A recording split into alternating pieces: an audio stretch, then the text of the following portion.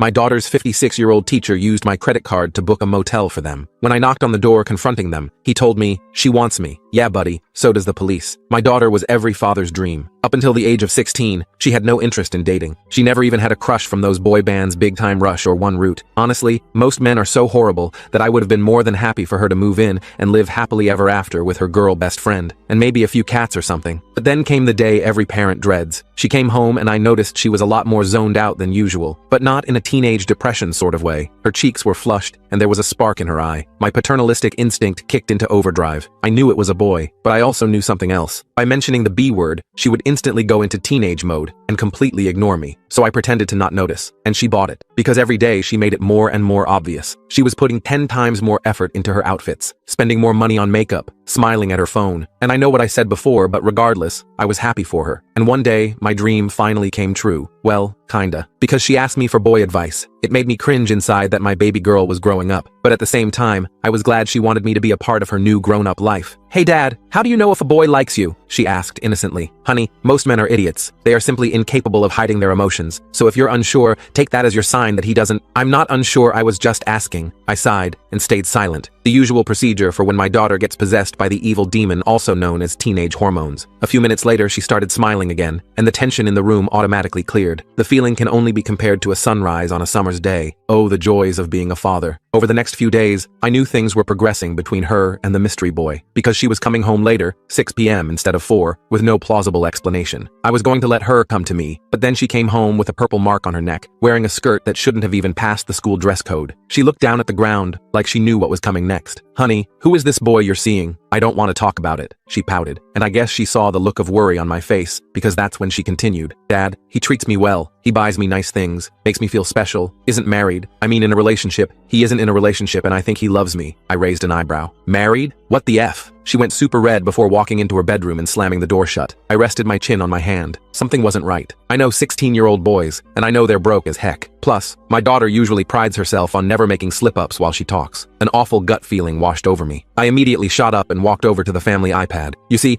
I noticed years ago that its camera roll was synced up to my daughter's. Obviously, I never told her this. Usually, when I click on it, I just see dozens of screenshots from Instagram or Snapchat messages involving trivial drama with her friend group, or the occasional flower crown selfie. But this time I saw something much darker, because sitting right there in the recent photos was her and her boyfriend. She was sitting on his lap. This would have been fine, except I recognized his face. It was Mr. Dalton, her English teacher. Suddenly, it all made sense. The extra smiles in the parent-teacher conferences, his constant praise of my daughter. In the parent group chat, they were recently talking about how we should get him a gift to celebrate his oncoming retirement. Bile rose in my throat. I wanted to grab her phone, find his address, and beat his A until his brain was minced meat on the sidewalk. But I knew this was a sensitive situation, and I didn't want my daughter to never trust me again. So instead, I walked to her bedroom and knocked on the door. When she said I could come in, I gently entered and sat on the other side of the bed. I was ready to take full advantage of her. "Darling, I just want you to know I support you no matter what. I hope you and your boyfriend are happy together, and let him know that I wish all the best for him." Her face lit up, just as planned. "Thank you, Dad. You're the best." She then gave me a huge hug